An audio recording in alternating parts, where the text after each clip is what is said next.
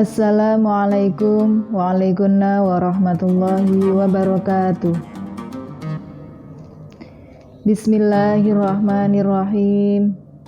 Alhamdulillahilladzi atana bi syahri ramadana bi fadli rabbina wa lailatul qadri bihi qad nazalat tuba liman talabaha kama sabat.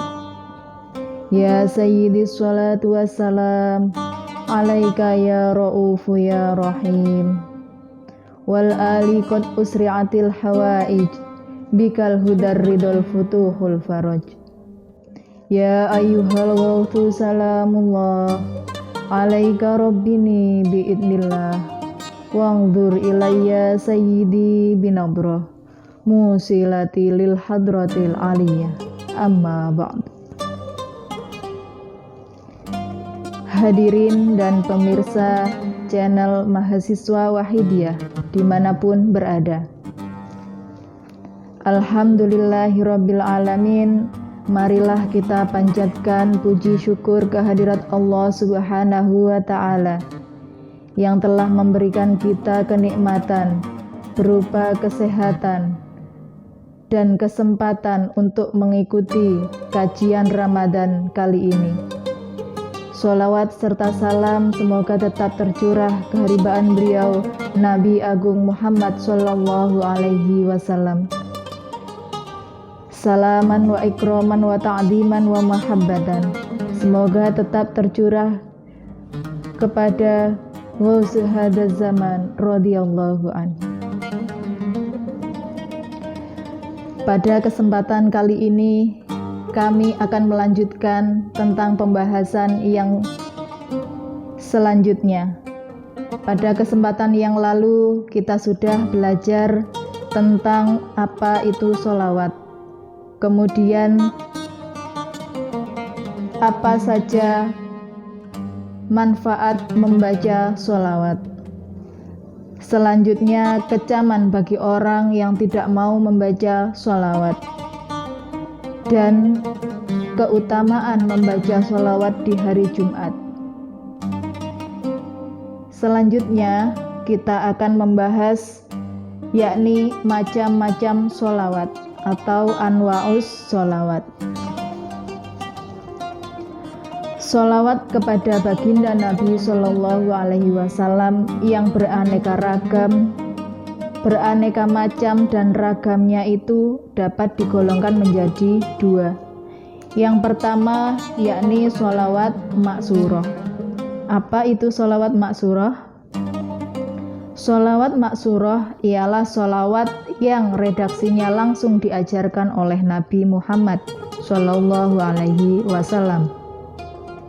Salah satu contoh ialah sholawat Ibrahimiyah, seperti yang kita baca di dalam tahiyatnya sholat. Kalimatnya yang masyhur yaitu Allahumma sholli ala Muhammad wa ala ali Muhammad kama shollaita ala Ibrahim wa ala ali Ibrahim. Dalam sholawat ini tidak memakai kalimat sayyidina. Memang semua sholawat maksurah tidak ada yang memakai kalimat itu. Ini menunjukkan keluhuran budi Rasulullah Shallallahu Alaihi Wasallam yang tidak mau menonjolkan diri. Beliau selalu bertawaduk, lemah lembut kepada siapapun.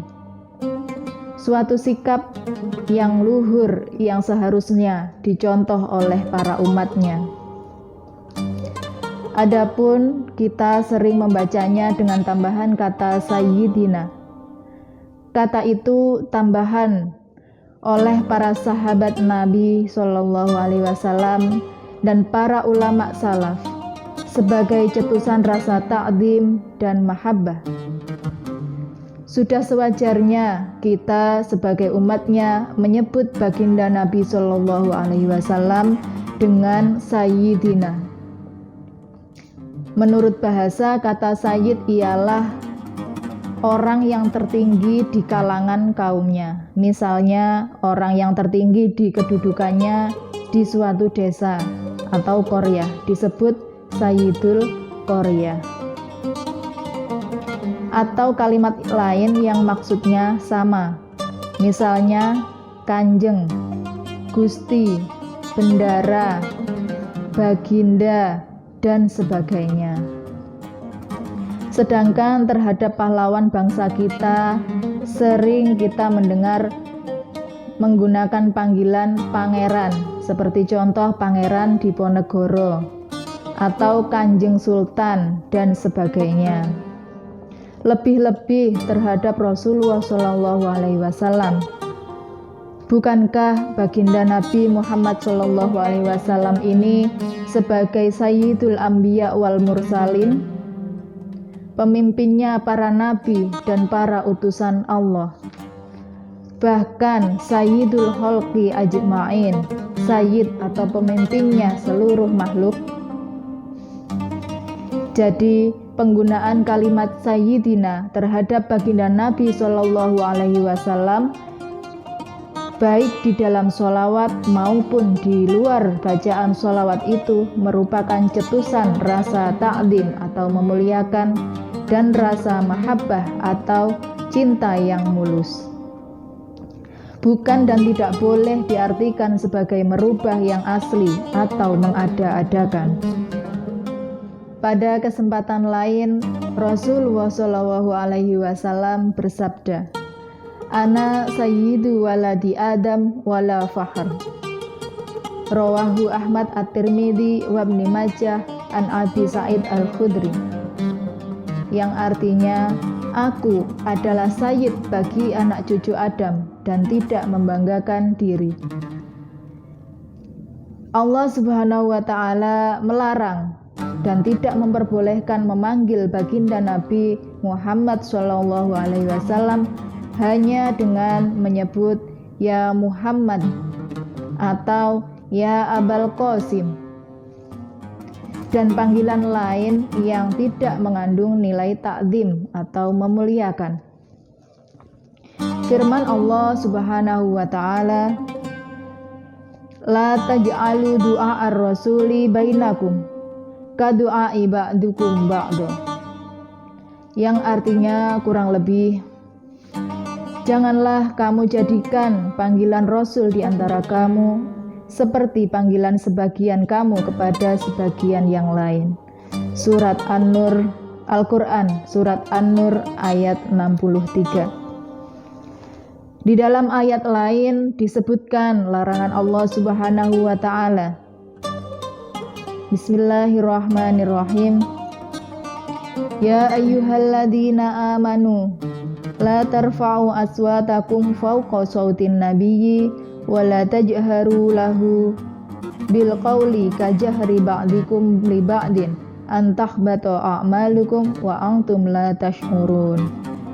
Al-Quran Surat Al-Hujurat ayat 2. Yang artinya kurang lebih, wahai orang-orang yang beriman, janganlah kamu meninggikan suara kamu melebihi suara Nabi SAW, dan janganlah kamu berkata kepadanya dengan suara keras sebagaimana kerasnya suara sebagian kamu terhadap sebagian yang lain, supaya tidak terhapus pahala amal-amal kamu sekalian dan kamu sekalian tidak menyadarinya. Kedua ayat tersebut bertitik berat pada bidang adab terhadap Rasulullah SAW, memanggil nama beliau dengan jangkar dalam istilah Jawa, memanggil tanpa disertai penghormatan, dan berbicara keras terhadap baginda Nabi SAW adalah sangat tidak sopan dan merupakan su'ul adab yang bisa mengakibatkan terhapusnya amal kebaikan. Kita, para umat, wajib menghormat dan memuliakan baginda Nabi SAW. Syekh Abdul Abbas At-Tijani berkata, sebagaimana disebutkan dalam kitab Sa'adatud Daraini halaman 11, bahwa siyadah atau tambahan kata sayyidina atau sayyidi, ya sayyidi, adalah termasuk ibadah. Sebab maksud pokok dari bacaan sholawat adalah menghormat, mengagungkan baginda Nabi SAW. Jadi apabila meninggalkan kata syiadah di dalam bacaan sholawat, berarti kurang menghormat atau kurang memuliakan kepada beliau Rasulullah SAW. Ini perlu diperhatikan. Kemudian pembagian sholawat yang kedua yakni sholawat ghairu maksurah. Apa itu sholawat ghairu maksurah?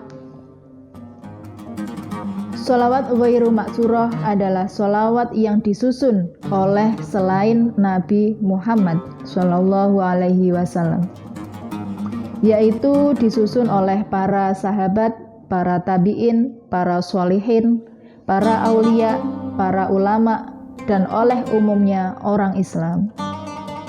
Maka tidak aneh bahwa umumnya sholawat ghairu maksurah itu kalimatnya panjang-panjang. Susunan bahasanya disertai dengan kata-kata yang indah-indah, mengekspresikan penghormatan, pujian, dan sanjungan yang romantik sebagai cetusan dari getaran jiwa mahabbah dan syauk atau rindu yang sangat mendalam. Bahkan tidak sedikit yang disusun dengan menggunakan kesusastraan yang tinggi, menggunakan kalimat-kalimat baligh dan dalam bentuk nadhom atau syair, sajak, dan puisi. Dan di samping sholawat banyak disertai doa-doa munajat kepada Allah Subhanahu wa Ta'ala, kalimat-kalimat tasyafu'an, memohon syafaat kepada Rasulullah SAW.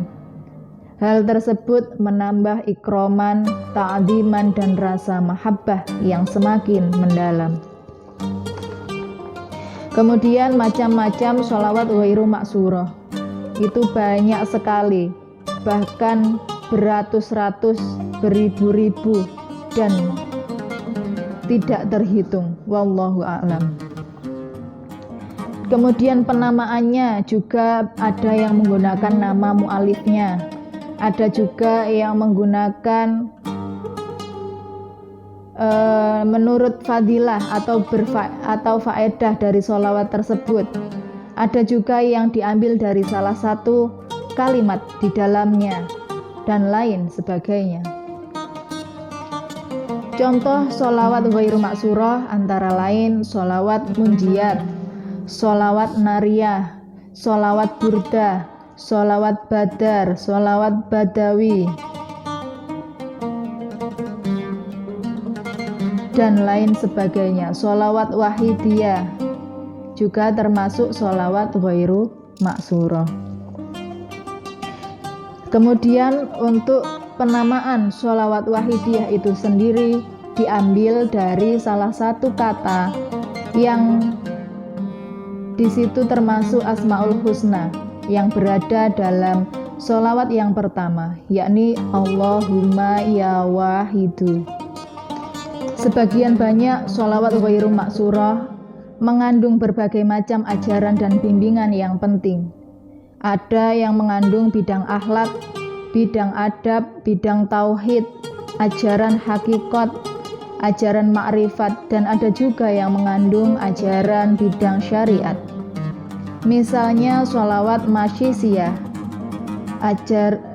yang disusun oleh Syekh Abdus Salam bin Masyisi berisi ajaran tauhid. Sholawat burdah disusun oleh Syekh Muhammad Al-Bushairi mengandung dorongan batin yang menggugah serta menumbuhkan rasa mahabbah dan syauk atau rindu kepada junjungan kita Nabi Muhammad SAW dan lain sebagainya. Sholawat wahidiyah juga mengandung ajaran yang meliputi bidang hakikat, bidang syariat, yang mencakup bidang akhlak, adab, bidang tauhid, bidang iman, bidang Islam, dan ihsan. Pokoknya segala bidang ubudiyah dan bidang muamalah atau kemasyarakatan. Sholawat wahidiyah mengandung dan memberikan bimbingan praktis di dalam merealisasikan pelaksanaannya. di dalam merealisasikan pelaksanaan hablum minallah wa hablum minannas, yakni membimbing pelaksanaan dan merealisasi kewajiban serta rasa tanggung jawab terhadap Allah wa Rasulih Shallallahu Alaihi Wasallam, terhadap agama, terhadap keluarga, terhadap bangsa, terhadap negara, terhadap sesama manusia, bahkan terhadap sesama makhluk pada umumnya. Hadirin dan pemirsa mahasiswa Wahidiyah yang dirahmati Allah, bimbingan praktis tersebut dituangkan dengan kalimat-kalimat yang balik, simpel, singkat, padat, mudah difahami, mudah diterapkan dan dilaksanakan, seperti yang dapat dibuktikan di dalam sholawat Wahidiyah, di dalam lembaran sholawat Wahidiyah yang disampaikan kepada masyarakat luas secara cuma-cuma, tidak fokus,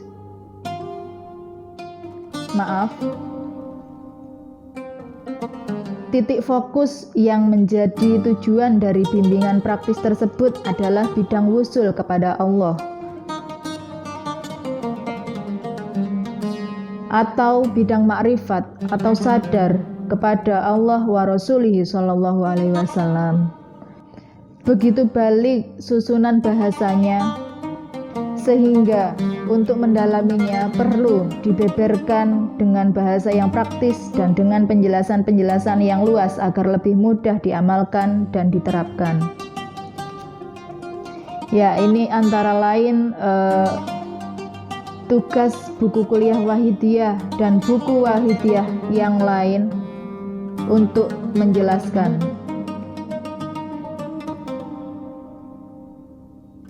Baik sholawat maksurah atau sholawat ghairu maksurah adalah cukup memenuhi pelaksanaan daripada firman Allah Subhanahu wa Ta'ala. Dalam surat Al-Ahzab ayat 56 disebutkan, Bismillahirrahmanirrahim, Ya ayyuhalladzina amanu shollu alaihi wa sallimu taslima. Surat Al-Ahzab ayat 56. Wahai orang-orang yang beriman, bacalah sholawat kepada Nabi Shallallahu Alaihi Wasallam dan sampaikan salam hormat yang sebaik-baiknya. Seperti yang disampaikan di depan tadi, macam-macam sholawat itu banyak sekali dan kita tidak mampu menghitungnya. Masing-masing sholawat dikaruniai faedah dan manfaat sendiri-sendiri, yang satu dengan yang lain. Hanya Allah dan Rasul-Nya yang mengetahui. Ditinjau dari mu'alifnya, sudah barang tentu sholawat maksurah adalah sholawat yang paling utama, sebab disusun oleh Nabi Muhammad Shallallahu Alaihi Wasallam sendiri. Akan tetapi tidak sedikit sholawat ghairu maksurah yang dikaruniai faedah dan manfaat yang sangat berguna bagi para umat, manfaat lahiriah, manfaat batiniah, baik untuk kepentingan di dunia maupun di akhirat. Banyak sholawat ghairu maksurah yang membuahkan rasa ta'zim dan mahabbah serta kesadaran kepada Allah wa Rasulihi Shallallahu Alaihi Wasallam. Jadi pada dasarnya semua sholawat adalah baik dan dikaruniai manfaat kebaikan yang tidak sedikit. Antara lain tergantung pada si pembacanya. Sangatlah tercela dan dikhawatirkan su'ul adab apabila kita memperbandingkan satu sholawat dengan sholawat lainnya. Su'ul adab kepada mu'alifnya, lebih-lebih su'ul adab kepada Rasulullah Shallallahu Alaihi Wasallam. Itu baru membandingkan. Apalagi kalau mengingkari atau mengontrasi. Naudzubillah. Kemudian dari sekian banyak sholawat yang berbeda-beda fadilah atau manfaatnya itu, sudah barang tentu kita boleh memilih sholawat apa yang kita amalkan sesuai dengan kebutuhan dan hajat kita tanpa mengurangi hormat dan perhatian kita terhadap sholawat-sholawat lainnya. Alhamdulillah, Sholawat wahidiyah dikaruniai faedah yang cocok dengan tuntutan kebutuhan, karena sholawat wahidiyah tersebut membuahkan kejernihan hati, ketentraman batin, dan ketenangan jiwa, serta semakin bertambah banyak ingat kepada Allah wa Rasulihi Shallallahu Alaihi Wasallam. Suatu kondisi batiniah yang menjamin keselamatan, kesejahteraan, dan kebahagiaan hidup lahir batin di dunia dan di akhirat. Kondisi batiniah seperti itu, maka akan lahir akhlak-akhlak dan perbuatan-perbuatan yang baik dalam menjalankan ibadah, mengabdikan diri kepada Allah Subhanahu wa Ta'ala, Tuhan yang Maha Kuasa, maupun di dalam hubungan atau pergaulan hidup di masyarakat. Maka oleh karena itu, pengamalan sholawat wahidiyah ini harus kita usahakan, perlu kita perhatikan dengan tidak mengesampingkan, lebih-lebih meremehkan atau mengurangi perhatian terhadap amalan-amalan lainnya.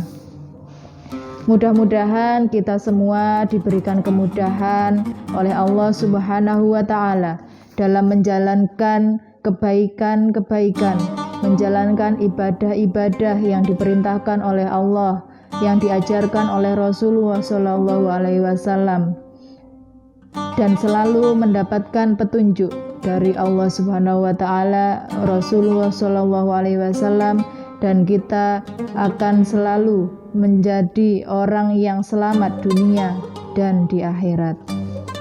Amin, Allahumma amin. Mungkin cukup sekian yang dapat kami sampaikan. Mudah-mudahan dapat memberikan manfaat kepada kita semua, khususnya diri pribadi saya dan umumnya kepada para pemirsa dimanapun berada. Cukup sekian kami akhiri. Wabillahi taufik wal hidayah wa min rasuli sallallahu alaihi wasallam asy-syafa'ah wa min ghaufi hadzal zaman radhiyallahu an-nadrah wal barakah. Wassalamualaikum warahmatullahi wabarakatuh.